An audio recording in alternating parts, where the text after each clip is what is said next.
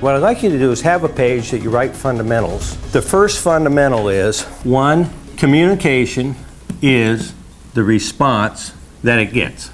Now this came out of research from the University of California, Santa Cruz, 2 PhDs in the 60s.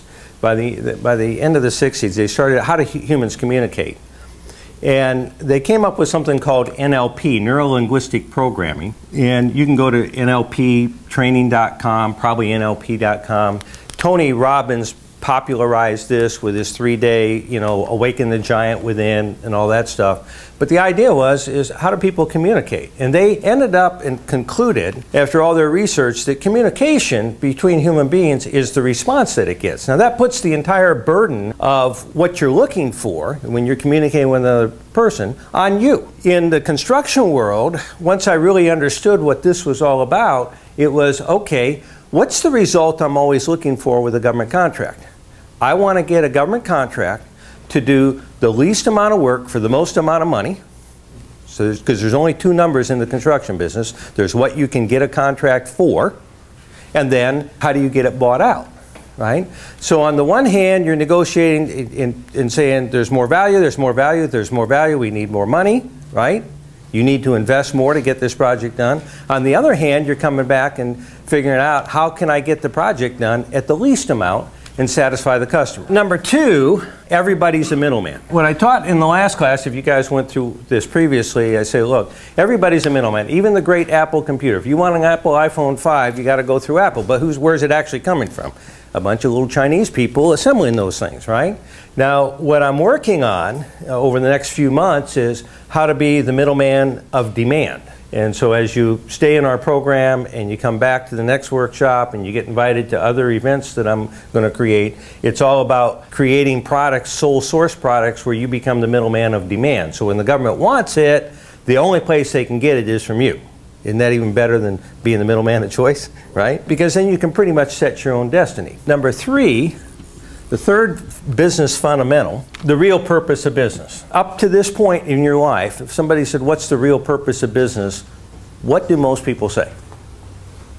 What's the purpose of business? Brittany, if I were just to ask you, and you hadn't been through the workshop once, what would you say the purpose of business? What do people say the purpose of business is? What do they think it is? It's all about what? Making money, right? The problem with that concept, that business is just about making money, is that everybody thinks that, so the minute you go to do business with somebody, they're thinking, well, he just wants money from it. So we're going to define the real purpose of business. If you didn't write it down last time, go ahead and write it down now. The real purpose of business is to find or create a customer or client that has a need or desire for a product or service that you can provide to their level of expectation. To find and create a customer or client that has a need or desire for a product or service that you can provide to their level of expectation.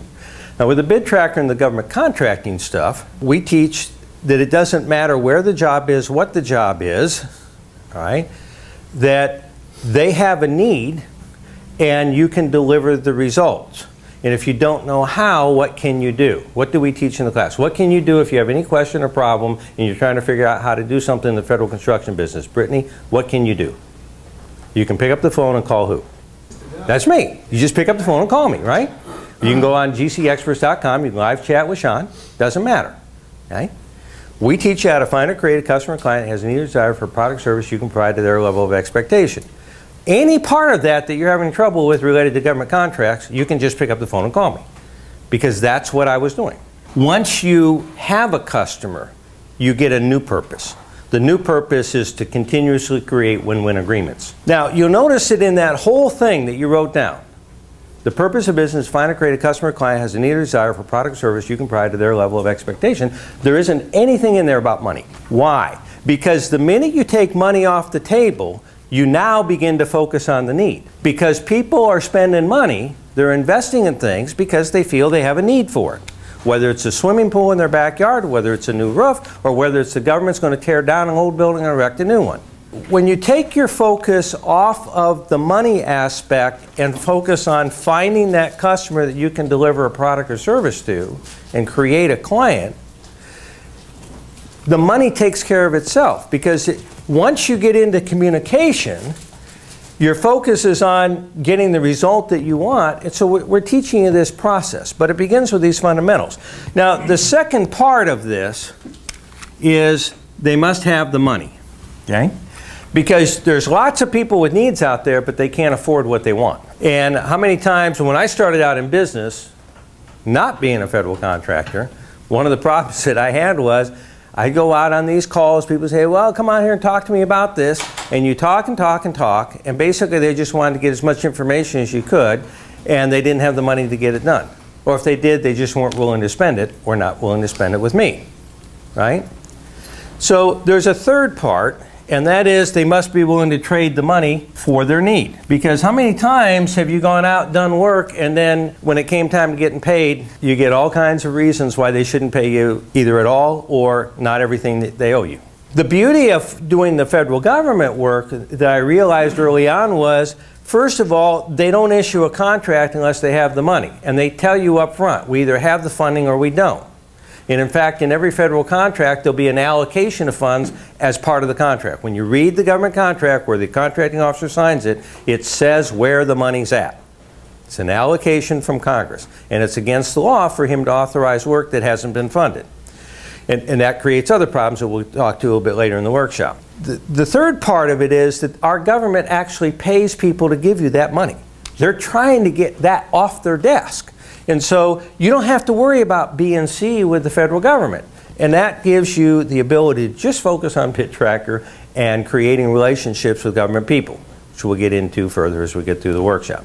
The last thing is, you know, everybody says nothing happens till the sale is made.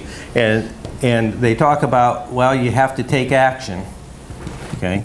And what I say is, it's not taking action, it's taking the right action, okay? What is the right action? What's the next step for me? Sean's an expert at that, and that's his consulting side of this business. So for $1,000 a day, he goes out with our clients and he sets them up, and he sets up what we call the next step, the next step, the next step. What is the right action for you to take at this point of where your business is at and where your life is at?